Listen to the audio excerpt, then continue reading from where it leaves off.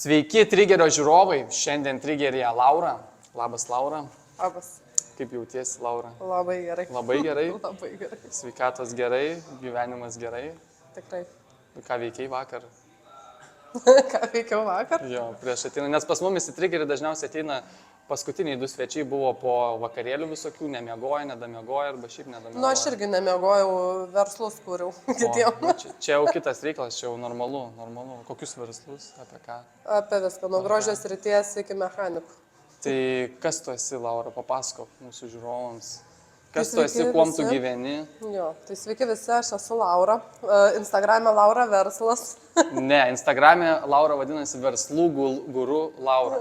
Jo, tai čia kitas Laura verslas irgi. Taip. Tai aš gyvenime užsiemu marketingu, padedu kurti kitiems žmonėms verslus.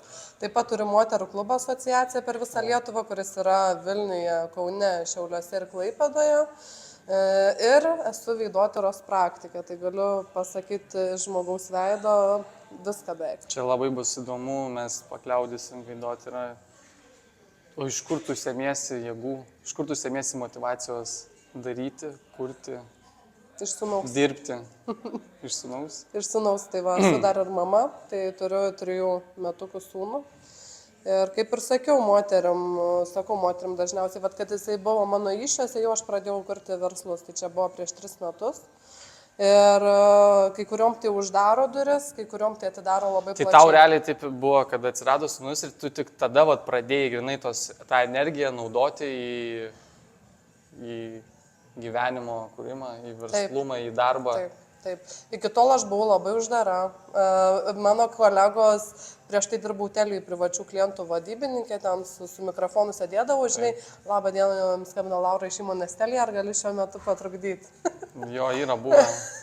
Ir tada, žinai, tenai eik, Jo, ką atsakyti, bet aš tai taip niekada nesakau, aš bandau tai mandagiai kažkaip, pasakyti, ne. Arba tik tai išgirsti ragelio numetimą, arba aš tai skambinsiu policijai, jūs apsimetėliai, žinai. Jo. O ten tu nori žmogui planą pratesti.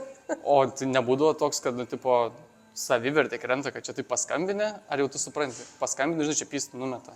Man tai buvo labai gera mokykla, nes Užsigrūdinimas, aš iš karto po mokslų atėjau dirbti į tokį darbą, kur reikėjo save laužyti, nes aš sakiau, apskritai aš nenorėjau žmonių matyti, aš nenorėjau su jais nei bendrauti, nei kalbėti ir man paskui jau Telyje tapo svajonių darbu, nes aš dirbau su ausinėmis, aš girdėjau tik žmogaus balsą. Tai ką man jisai, jo nematant, ką jis man gali padaryti? Nieko, ką jis tau, šiaip žmonės, ką jie gali padaryti, jie gali tik pašnekėti. Žinai, iš praktikos yra visokių. Nežinau, realybė tai dažniausiai visi tik tai šneka, o nedaro. Tai kur tu darai, tai palauk, tai tu žinau, kad turėjai 6 verslus vienu momentu. Ne? Taip. 6 verslai, įsivaizduokit. Ir paskiau susimažinai iki 3. Taip. Kodėl? Todėl, kad atėjo mano gyvenimo veidotyra. Veidotyroje man pasakė, kad tu esi žmogus universalas ir kad tu neperdegtum, nereikia prisimti tenai visų kėdžių. Sako, tas geras specialistas ne tas, kuris turi visko daug, o kuris specializuojasi, bent jau vienoje veikloje jau gerai. Taip. Reikia, aišku, žinoti daug, bet reikia bent jau vienoje srityje žinoti labai, labai daug. O tai kas buvai prieš tai, nes čia prieš 3 metus prasidėjo, ne? Tu taip realiai tavo gyvenimas į viršų pradėjo, ne prieš 3 metus. Vaikas gimė, verslai, energija, o kas iki tol? Iki tol aš buvau emigrantė, buvau išvažiavusi Škotiją padirbti žuvim galvas. Skanios žuvis ten. Žinok, neragavau. Neragavau, tai kaip gamini. Jeigu gamini ir neragauji, tai ten, žinai, tie kvapai nelabai malonus. Tai va ten irgi labai įdomus atsitikimas buvo, kad atvažiavau ir sako, kad jo Ranilskai, tai jau žinai, nusikirp nagus. Nusikirp nagus, jo. Lietuviškai. Ir sakau, aš ne berniukas, aš jų nesikirpsiu, man moteriškumas yra labai svarbu, man moteriška moteris tikrai nėra su džinsais ar tenai, dabar iš nugaros kitą kartą aš net pažįstu, ar eina ar vyras ar moteris, va toks stilius. Aš esu klasikė, man moteris turi būti su nagais susitvarkiusi, estetiška išvaizda ar ne, tai Aš ten sakiau, kad nesikirpsiu tų nagų, tai man sako, kas tu nori tada čia būti, ko tu čia atvažiavai, sakau, supervisorė noriu būti, nu vienu žodžiu aiškinti kitiems. Ir man uždėjo tą kepurėlę, visi nešiojo mėlynas, o vaizeriai nešiojo raudonas ir supervisorių padėjėjai geltonas. Tai mano draugė nuėjo į geltoną kepurėlę, o aš į tą raudoną. Ir ten 10 metų moteris, kurios pradirbo. O draugė nusikirpo nagus? Ne. Taigi nenusikirpo. Ne, o mes abi tokio, žinai. Tai kažkaip, bet jinai kažkaip išsivartė, jai vis tiek ten leido. Nu tai žinai, aš iš kalbą turiu. Nu, tai dėl to čia ir yra trigeriai, Laura. Aš pastebiu talentus ir jie čia ateina ir šneka protingi žmonės. Tai realiai tu, vat, grinai čia toks kaip ir, kuom tu galvoji, jauti, kas tu esi, tu tą ir darai. Vat, realiai tau ir davė, kaip sakai, 10 metų kiti ten dirba, kad gautų tą supervisorio, ne? Ir tu, vat, tik atėjus gavai, tai čia kaip tokia manifestacija. Žinai, kas yra manifestacija, domiesi? Taip, domiuosi ir labai svarbu yra mokėti manifestuoti. Nu tai va, pasako, kaip reikia manifestuoti. Nu, jeigu tu prašysi lietaus, tau duos krušą, ar ne? Tarkim, kaip pavyzdys, aš labai banalius pavyzdžius paimsiu, kad suprastų žiūrovai.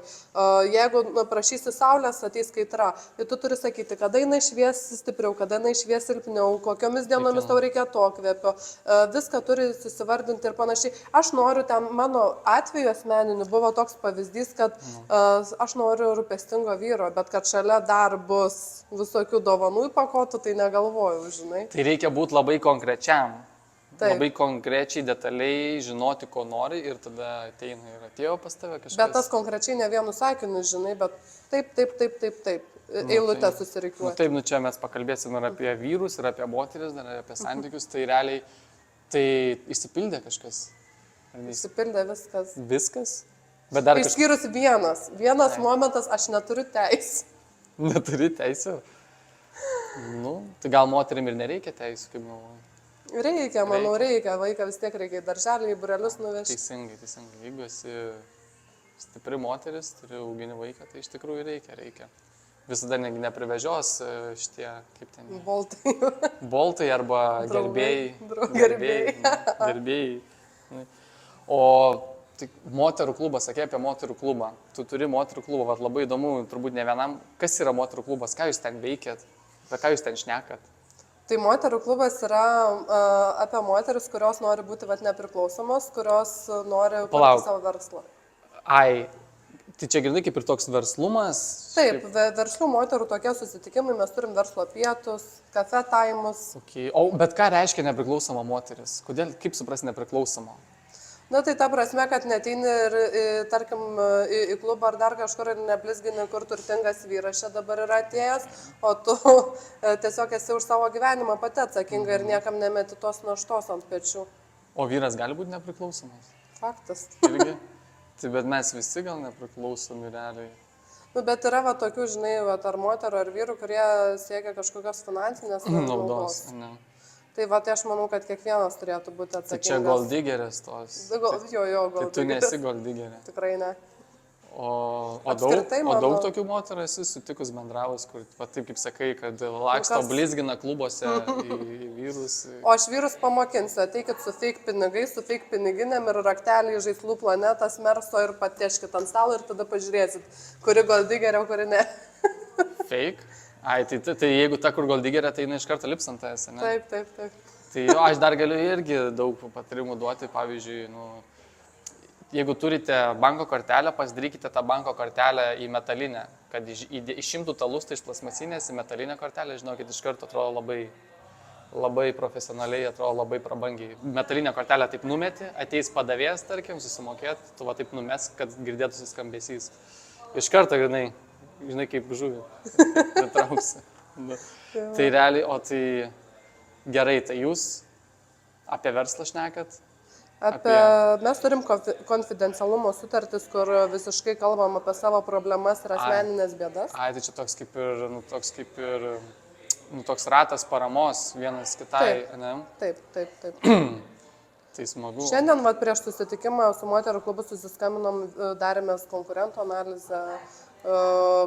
Aš prašiau moterų patarimų, nes kažkur esu galbūt užstrigus ir tada aš jų klausiu patarimų. O daug moterų klube yra?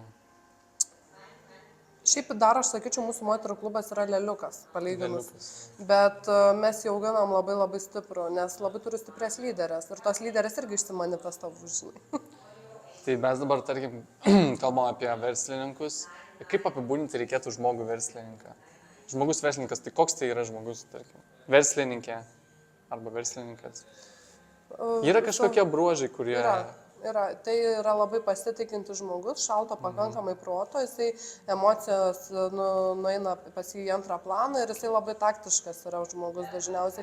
Jisai žinot, aš pasakysiu labai paprastą pavyzdį, Ferrariui nereikia įrodyti, kad jis Ferraris, bet jeigu atsistoja Ferraris ir Golfas šalia to šviesaforo, tai Golfas būtinai iš karto spaus ir bandys palenktyniauti.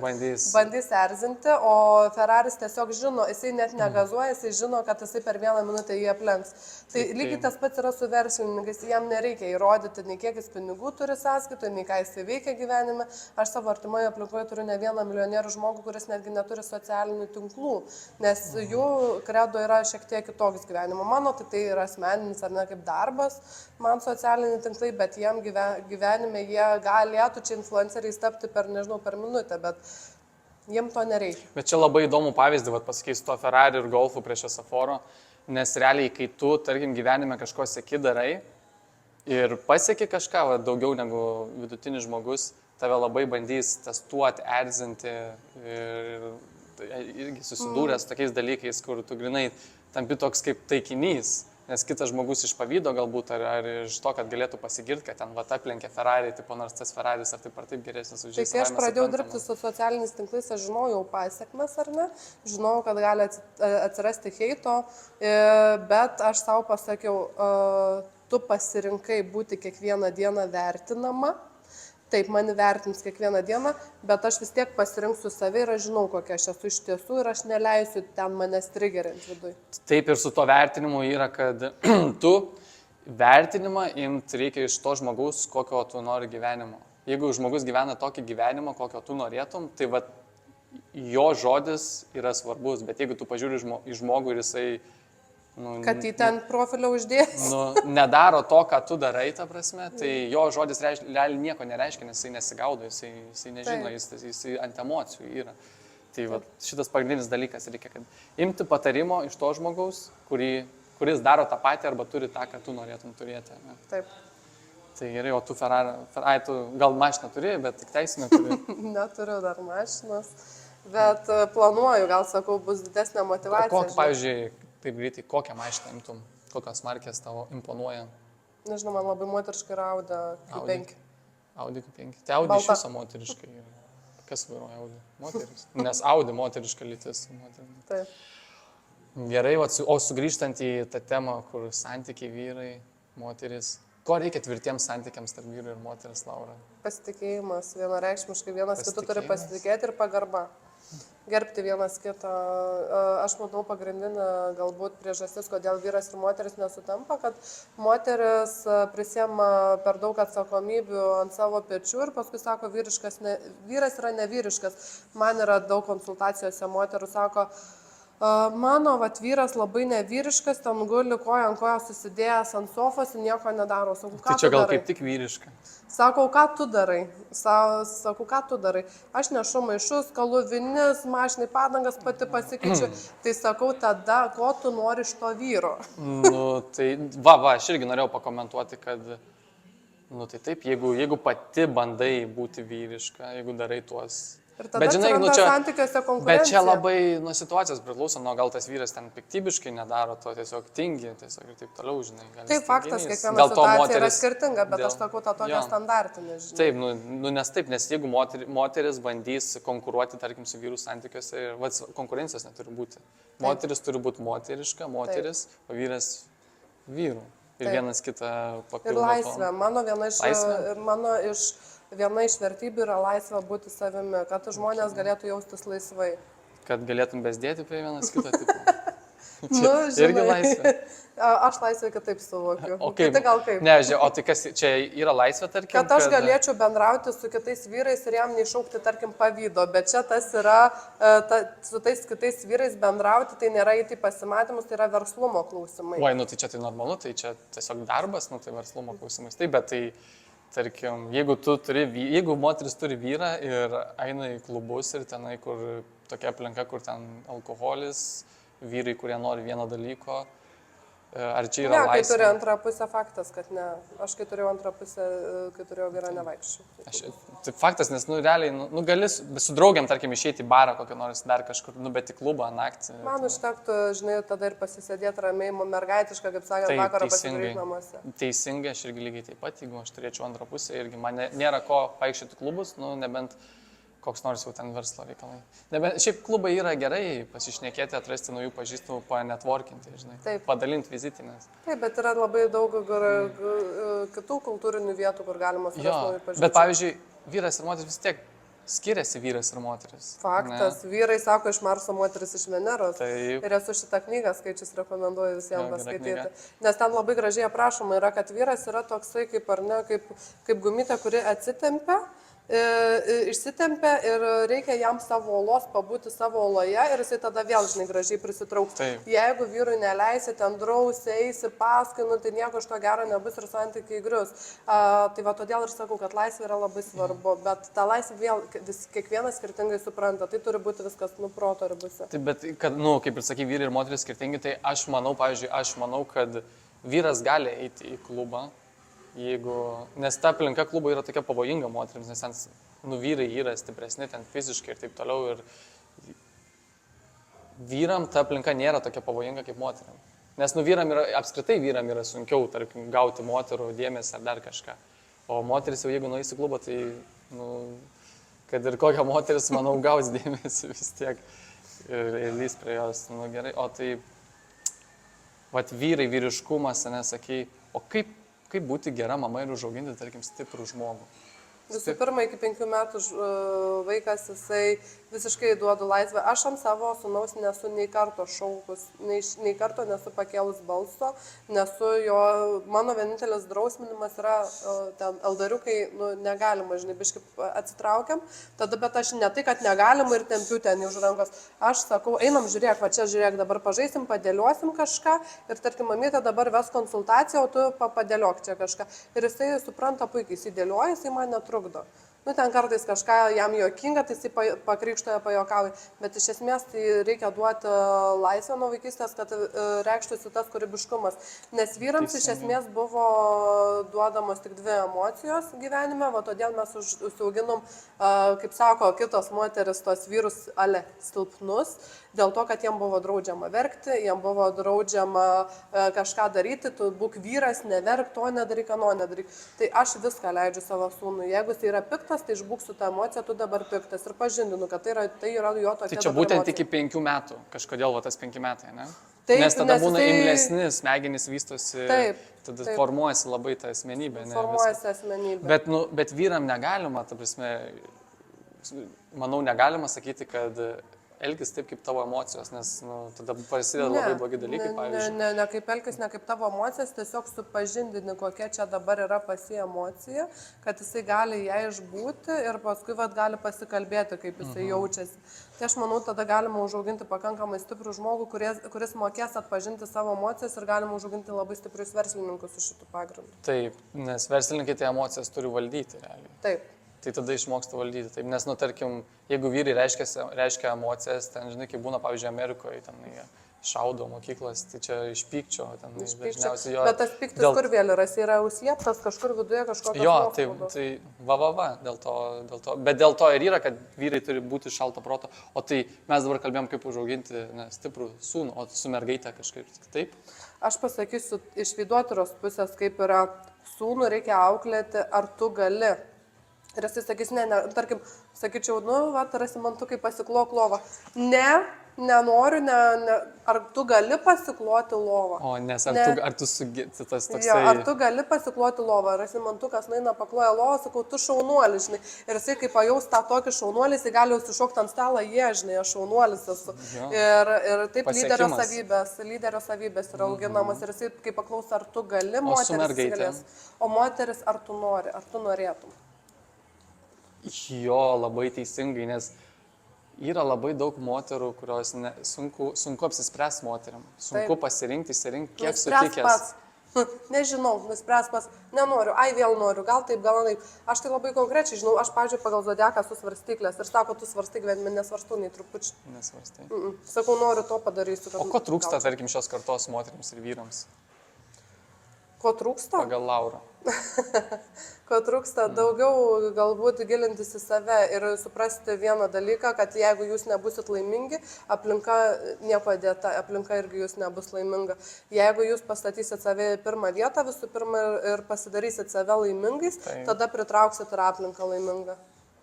Tai vienintelio dalyko, mes visada kažko iš kažko tikimės darydami gerą, bet tai kaip ir darai tu gerą, bet kartu tai yra savanaudiška. Nes aš gausiu tą dabar emociją, nes dėl to aš darau gerą, kad gaučiau emociją, koks aš fainas, koks aš geras. Bet iš tikrųjų tai yra savanaudiška. Tai realiai sąmoningumo trūksta šios? Taip, iš esmės taip. Vertybių galbūt dar kažkokių? Tiesiog gilintis į save. Į save daugiau pasigilinti, susitvarkyti savo vaikystės traumas, nes vaikystė yra mūsų pamatas. O pavyzdžiui, yra kas nors, ar yra kas nors, ką vyras po ko padarė, ar yra kas nors, po ko vyrui padarius, galima vyrui įžeidinėti? Ne. Aš asmenišką patirtį pasakysiu, man yra vyras pridaręs labai daug, bet aš nesu nei karto jo pasiuntus X, aš nesu pasakius to asmenį. Bet tarkim, ar yra kas nors, po ko galima būtų drąsiai vyrą įžeidinėti? Tarkim, įžeidinėti, ten sakyti, va, jisai ten blogas, jisai ten... Nei vieno žmogus negalim teisti. Kodėl? Negalim teisti. Nežinom, nei jo batų mes nenešiom, nežinom jo praeities. Mes galim ką geriausiu atveju padaryti, atsiriboti nuo to žmogaus. Pasišalinti tiesiog. Aš tiesiog pamatau agresyvų žmogų, aš tiesiog palinkiu jam geros kloties ir pasišalinu. Aš neinu į konfliktą. O yra tie, kurie labai nori eiti ant teisybės. Neįrodysi tu žmogui teisybės, jeigu jam atrodo kitaip. Tai turbūt ir su moterim irgi nėra moteris, ką galėtų padaryti, kad ją būtų galima įžeidinėti, tam vadinti kažkaip, priklijuoti etiketę kažkokią. Ar yra kas nors? Ne? Sakau, nei vienam žmogui aš etikečių neklijuoju jokių ir man dažnai ateina žmogus, tu žinai, girdėjai, ten tas toks ir anoks. Kol aš su žmogum nepabendravau, aš nesiklausau, ką jis man sako. Aš turiu pati žmogų pačiupinėti, kaip aš sakau, pajausti, tai tada aš galiu kažką apie jį pasakyti. Bet kol man iš nuogirdų kažkas kažką pasakoja, tai aš netikiu, pasiklausau, okei, ačiū už informaciją, bet tik tiek. Taip, čia objektivumas, realiai tas šaltas protas, žinai, tu išklausai vieną pusę, kitą pusę, bet kartais būna, kad jeigu daugiau ten negu vienas žmogus kažką ten sako apie vieną žmogų, pavyzdžiui, aš esu patyręs, kad galvoju, nežinau, man jis tai dar kol kas nieko blogo nepadaro, bet paskui kažkaip atgalia paaiškėja, kad, tikrai, jisai ten toks melagis ir yra, tarkim, ar kažkas tokio. Man ten prieš tai sakė porą žmonių. Aš tai labai prasitestuoju žmonės, žinai, vienaip ar kitaip prasitestuoju ir tada pasižiūriu, kiek jis dar gali ten pas mane gyvenime būti, gal jam reikia kažkokią atstumą palaikyti man šalia. O yra, tarkim, kažkas tai labai skaudinė gyvenime, kažkoks žmogus, nes žmonės. O Jėzau, daug tų?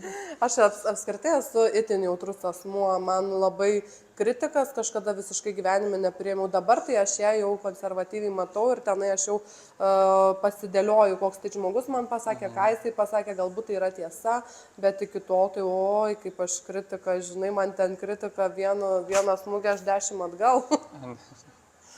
Tai, realiai, bet ir pamokos būna iš tų žmonių, ne, kažkokių, žmonės kažko išmoko ir kokia, ar žmonės, ar situacijos, ar apskritai kažkas, kokia, pavyzdžiui, tavo gyvenimo pamoka?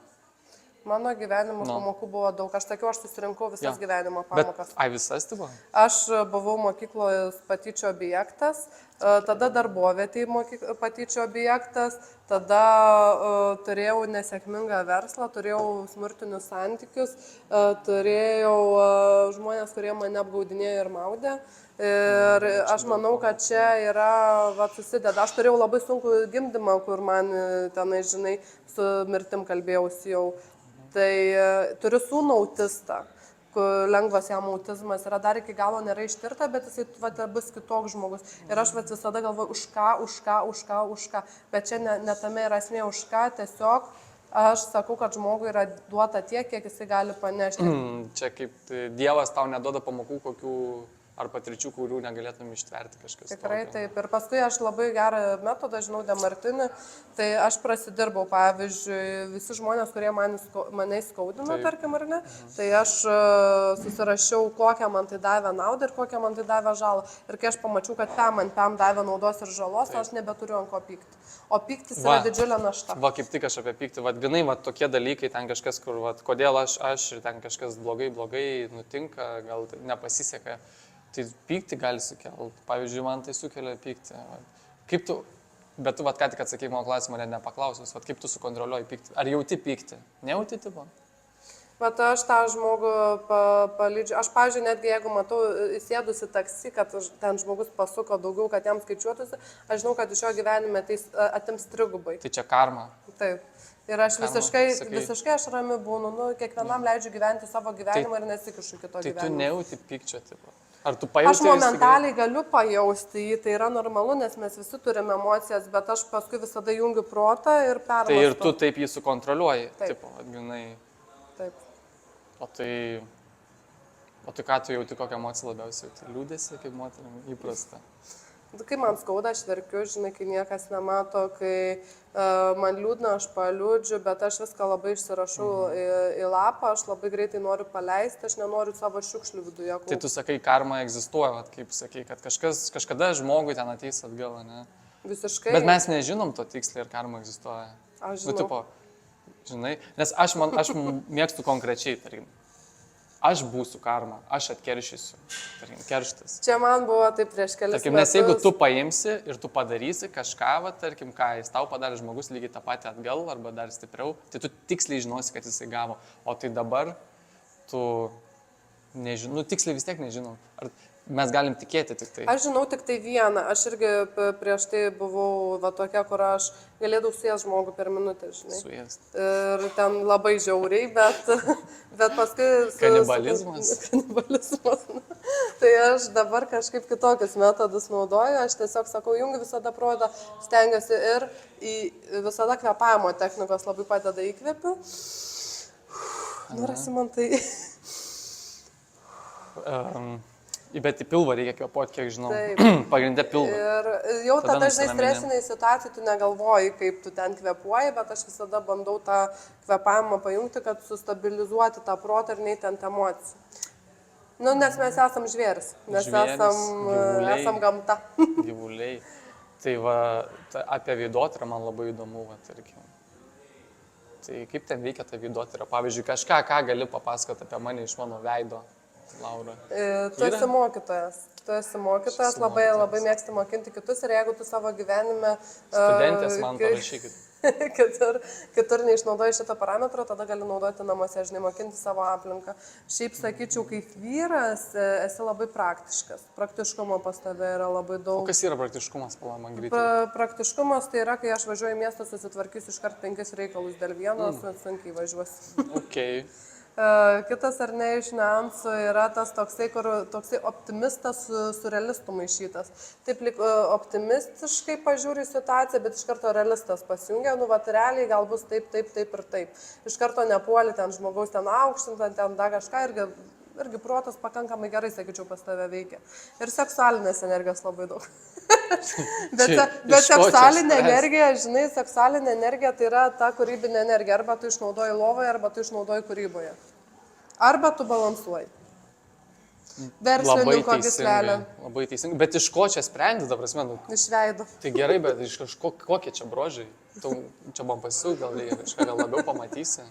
Ne, aš visus brožus žinau. Tai čia, žinai, yra komponentas, kaip graži knyga. Čia, žinokit, faktus pasakė, nu rimtai. Aš šiaip netikiu tais pseudo mokslais, bet nu rimtai faktus pasakė, gal tikrai ir veikia. Kitas ar ne iš niuansų, tai yra konfliktinė, ta vadinama tokia santykių linija. Tai konfliktinė linija yra apie tai, kad tu gali žmogų sutikti gyvenime ir jis tau bus labai fainas, bet kažkurio momentu vis tiek atsiras konfliktas tarp jūsų. Dėl to, kad... Čia iš kažkokio brožo veido? Taip. Tu apie tai sakai. O iš kokio, pavyzdžiui, gali pasakyti? Va, pasirasim man tą, matom, širdelę gražią. Čia? Va, čia va, yra širdelė graži, plaukų linijai. Ai, plaukų linijai. Čia, taigi, čia kaip pas vedžitą, čia ta purpurinė būna. Nu, bet pas mane tai dar, pas mane vešlus gražus plaukai dar kol kas. Ką dar viskas jau, ar dar kažkas turi būti? Tai žinai, čia galiu pasakoti ir pasakoti, Rimtai? 3 valandas, bet, O tai tu bet čia- čia pagrindiniai tokie, žinai, bruožai. Tai tu ir čia aš gal pas tave gali užsisakyti paslaugą šitą, vat, kad apibūdintum? Taip yra veidotoros konsultacija. Tai arba prašymas, arba online, bet aš online labiau linkus susitikti, žinai, žmogui faktais, kaip tu mat mėgsti. O tai išsiaiškinti. ateina žmonės, pavyzdžiui, kad nenori savęs, bet tarkim, matys įžiūrėjo kokį nors vyrą moteris ir va, duoda tau vyro nuotrauką ir tu turi papasakoti. Taip. Aš negaliu pasakoti apie kitus žmonės be jų leidimo. Ai, taip. Taip. Bet tai, o tai koks tikslas nueiti ten ir kad tu papasakotų apie mane, koks aš esu, kai aš pats žinau, koks aš esu? Tai, žinai, susipažįsti labiau su savimi kažkada Ai. gyvenime, vis tiek reikia tau kažkokio patvirtinimo dar iš šalies, kad tikrai tai yra 100%. Ok, nu tai va, rašykit, jeigu norit savo veiduką išsitirti, sužinoti, kas esate. Jeigu dar neatradote savęs, tai va, Laurai, rašykit. Bet šiaip tu šaunuolis, tu labai stipriai prasidirbęs daug, kur esi ypatingai su vidiniam baimėm, technikom. Nu, teisingai, tu irgi, man atrodo, aš vaiduotojui nesigaudau, bet va, galiu pasakyti, kad Laura graži, va, tame gaudausi, tą galiu pasakyti. Nu. Ką gali perduoti mūsų trigerio žiūrovams, linkėjimus, kokius palinkėjimus? Tai vienintelis dalykas, Chebra, ką reikia daryti, tai daryti. Ateina į gyvenime mintis, eikit ir padarykit ją, nes mintise, jeigu tu užsibūnė, ateina mintis, jinai ir nuplaukia. Tiesiog darykit ir pamatysit, kaip dalykai pasidaro ir galite visas svajones pasiekti. Svarbiausia yra daryti. Tai ką, gerai, Laura, ačiū tau, kad atėjai į trigerį. Buvo labai smagu pašnekėti ir dar susitiksim. Susitiksim dar. Pasakom, trigeris trigerina, Lietuvą stiprina kartu. Trigeris Trigerina, Lietuvą stiprina.